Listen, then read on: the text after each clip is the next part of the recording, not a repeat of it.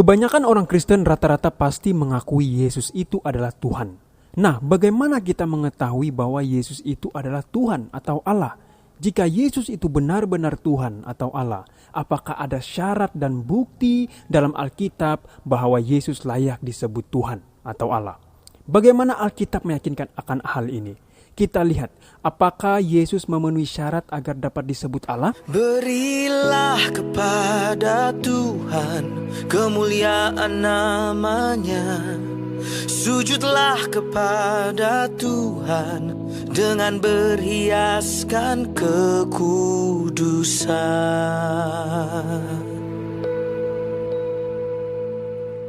Yesus Kristus merupakan tokoh yang dikenal oleh banyak orang, baik orang Kristen sendiri maupun non-Kristen. Masing-masing memiliki pemahamannya sendiri tentang Yesus Kristus ini. Yang lain mengatakan Yesus Kristus hanyalah seorang nabi dan manusia biasa. Namun bagi orang Kristen, Yesus Kristus bukan sekadar seorang nabi dan manusia saja, tetapi juga adalah Tuhan Sang Mesias yang dijanjikan, dan Dia juga Allah. Non-Kristen memahami berdasarkan pendapat mereka dan buku mereka, sedangkan pemahaman orang Kristen sendiri tentang Yesus Kristus berdasarkan Alkitab itu sendiri. Dengan kalimat Yesus adalah Tuhan, maka timbul banyak kritikan-kritikan tajam yang datang dari para ilmuwan dan filsuf, bahkan sampai pada para teolog. Pertanyaan yang sering dilontarkan adalah, bagaimana mungkin Yesus yang dipercaya sebagai seorang manusia pada saat yang sama pula diyakini sebagai Allah juga? Bukankah itu adalah suatu yang bertentangan? Inilah pertanyaan yang sering kita dengarkan. Namun, mari kita lihat bagaimana Alkitab meyakinkan kita. Nah, dalam Alkitab yang mengandungi firman Tuhan, jika kita baca dan mengerti akan kehidupan Yesus, kita mendapati bahwa rupanya Alkitab sangat jelas memberi bukti tentang syarat agar dapat disebut Allah. Saya ulangi, Alkitab sangat jelas memberi bukti tentang syarat agar dapat disebut Allah. Oleh itu, mari kita lihat setidaknya ada 5 syarat Yesus dapat disebut Allah. Yang pertama, Dia Maha Kuasa. Kita boleh lihat itu di dalam Matius 28 ayat 16 sampai 18. Firman Tuhan berkata, "Dan ke-11 murid itu berangkat ke Galilea, ke bukit yang telah ditunjukkan Yesus kepada mereka. Ketika melihat Dia, mereka menyembahnya. Tetapi beberapa orang ragu-ragu. Yesus mendekati mereka dan berkata, 'Kepadaku telah diberikan segala kuasa di sorga dan di bumi.'" Kita lihat ayat ini, saudara-saudari. Syarat yang pertama Yesus dapat disebut Allah adalah Dia Maha Kuasa. Dia sendiri katakan dengan bibirnya sendiri bahwa Dia diberi segala kuasa di sorga dan di bumi. Yang kedua, Dia Maha Hadir. Kita boleh lihat itu dalam Matius 28 ayat 19 dan 20. Firman Tuhan katakan, "Karena itu, pergilah, jadikanlah semua bangsa muridku, dan baptislah mereka dalam nama Bapa, Anak, dan Roh Kudus. Dan ajarlah mereka melakukan segala sesuatu yang telah kuperintahkan kepadamu. Dan ketahuilah, aku menyertai kamu senantiasa sampai kepada akhir zaman."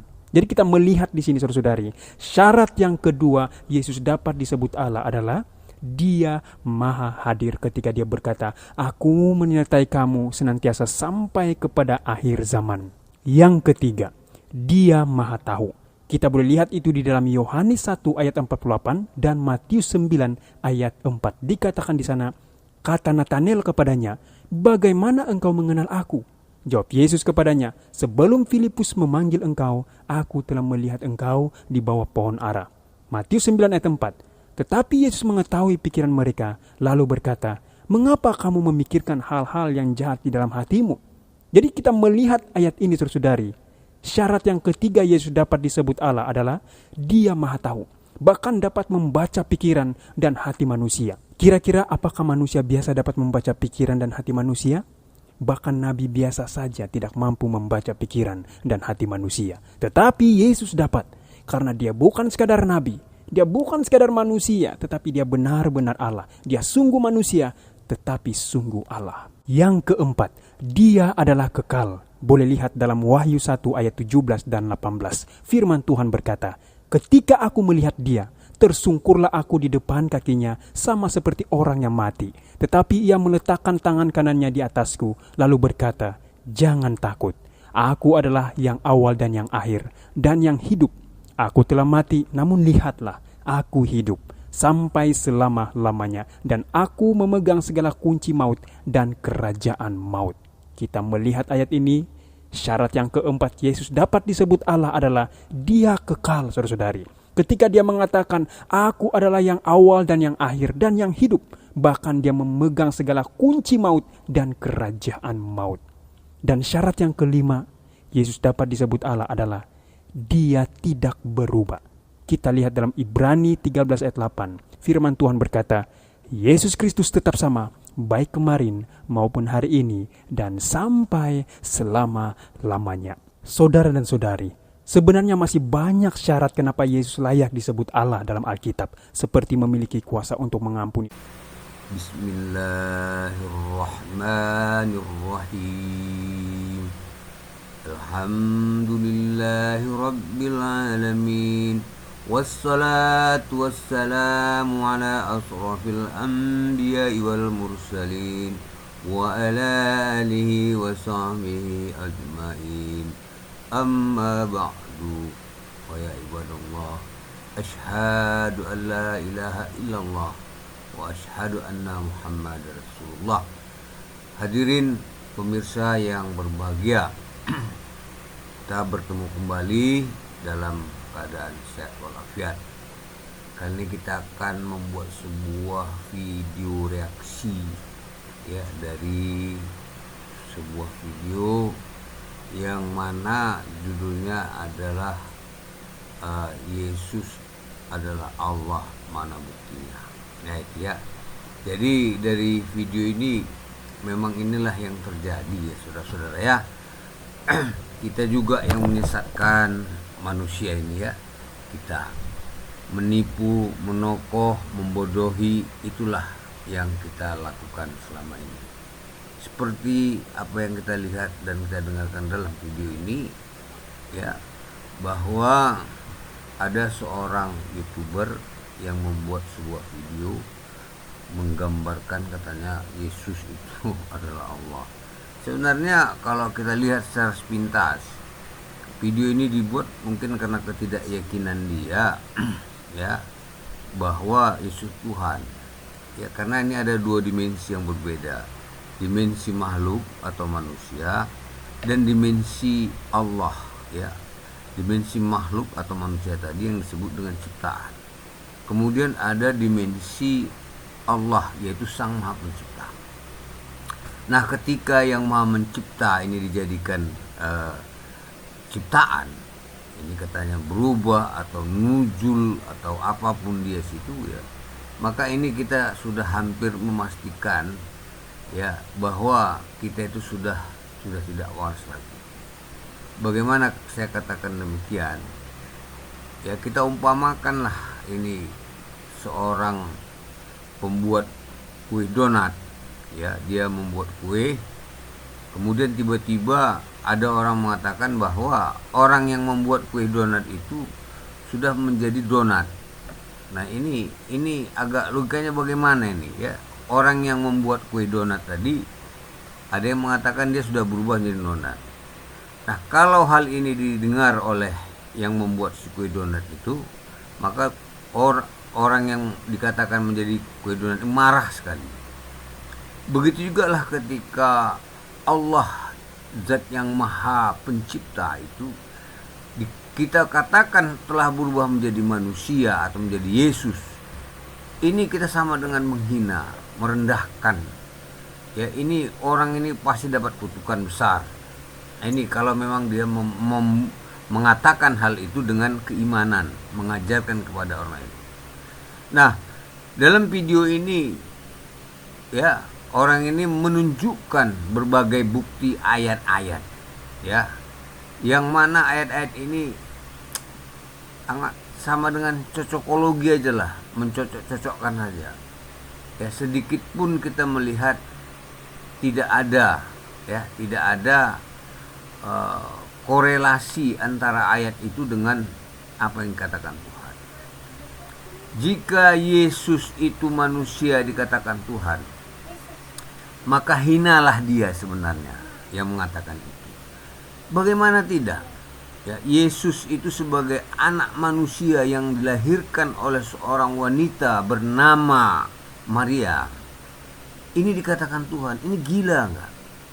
Tuhan dilahirkan manusia, ini gila. Apapun alasanmu, apapun daya pikirmu, apapun kegilaan yang kau buatkan, kalau ini kau katakan jadi Tuhan, maka kau itu atau itu lebih rendah daripada seekor binatang. Hal ini sama saja ya ketika kau punya anjing atau piaraan. Nah, ada orang mengatakan kau itu berubah menjadi anjing. Kau terima enggak? Tentu ini kau akan marah sekali. Ya. Apalagi Tuhan Sang Maha Pencipta ini dibilang menjadi manusia atau Yesus. Apakah mata kita ini tidak terbelalak melihat manusia ini? Bukan, tidak ada hebatnya manusia ini. Manusia ini adalah makhluk yang hina, yang dina sekali ya. Ini kita bilang setarakan. Ini pembodohan yang luar biasa. Jadi kalau paham-paham seperti ini kita ajarkan di zaman modern seperti ini, maka itu sama dengan Anda itu sudah terlalu tolol sekali. Sangat-sangat tolol. Nah, tapi kita juga banyak melihat ya orang-orang atau video-video yang mengatakan seperti ini. Ya. Ini yang menjadi masalah ya bagi kita. Dia mengajarkan terus. Ya, mengajarkan sehingga ada orang yang bodoh, ada orang yang tolol, dia percaya, dia meyakini apa yang dikatakan omong kosong tadi. Ya. Seperti ada yang dibilangkan tadi, Maha Kuasa lah, mana ada ini manusia penipu ini yang membuat seperti ini ya. Tidak ada. Jelas bahwa dikatakan di dalam Bible sendiri bahwa Tuhan itu bukanlah manusia dan bukan anak manusia. Itu udah garis bawah. Jadi kalau ada manusia yang mengatakan ini itu Yesus itu Tuhan, Yesus itu penjelmaan 100% manusia. Coba dulu periksa akal sehatmu. Makanya kita kadang-kadang melihat perdebatan-perdebatan di YouTube ini yang dibawakan oleh Ustadz Juma atau Bang Juma. Ya memang kita cukuplah dapat pembelajaran di situ. Begitu diadakan diskusi, dialog langsung, ya Bang Juma sebagai orang yang mengaudit ya pemikiran orang-orang yang mengatakan bahwa Yesus itu adalah Tuhan, ternyata memang hancur, bahkan ada sampai menangis karena logikanya itu tidak ada. Jadi ini yang pembuat video ini, kalau memang Anda itu mau mengukur tingkat kewarasan, maka ada baiknya Anda itu diskusilah sama kerum-rum debat muslim ya, mau dites di mana kira-kira kemampuan. Jangan seperti ini monolog. Ini Anda kentut pun Anda bilang nanti wangi, ini nggak ada yang bisa membuktikan, nggak ada yang bisa membantah ya. Jadi ini kita buat video reaksi ini adalah untuk menguatkan iman kita terhadap penyesatan-penyesatan yang dilakukan oleh iblis atau setan dan sekutu-sekutunya. Kita akan terus menentang ini, akan terus melawan ini. Janganlah anak-anak cucu Adam ini dibodoh-bodohi oleh iblis. Ya, iblis itu adalah makhluk penyesat. Ya, sama-sama kita ketahui bahwa nenek moyang kita dahulu telah disesatkan oleh iblis dan jatuh dari surga, dihinakan. Ini hari Anda sebagai manusia, anak cucu Adam, ikut-ikutan menjadi agen-agen iblis. Anda harus sadar, Anda harus pikirkan bahwa apa yang Anda kerjakan ini adalah pekerjaan yang sangat hina sekali. Tidak ada kebenarannya, ini semua dusta dan ini semua omong kosong. Jika Anda punya kemampuan untuk berdiskusi, Anda baiknya masuk dalam debat Rom Islam, maka Anda akan dihajar, dikuliti habis. Kebohongan Anda akan terbongkar yang mengatakan bahwa Yesus adalah Tuhan. Berdasarkan apa? Bible terserah. Nanti akan dapat itu ya. Jangan seperti ini namanya berjalan sepihak. Demikianlah saya rasa video ini, lebih dan kurang saya mohon maaf. Assalamualaikum warahmatullahi taala wabarakatuh.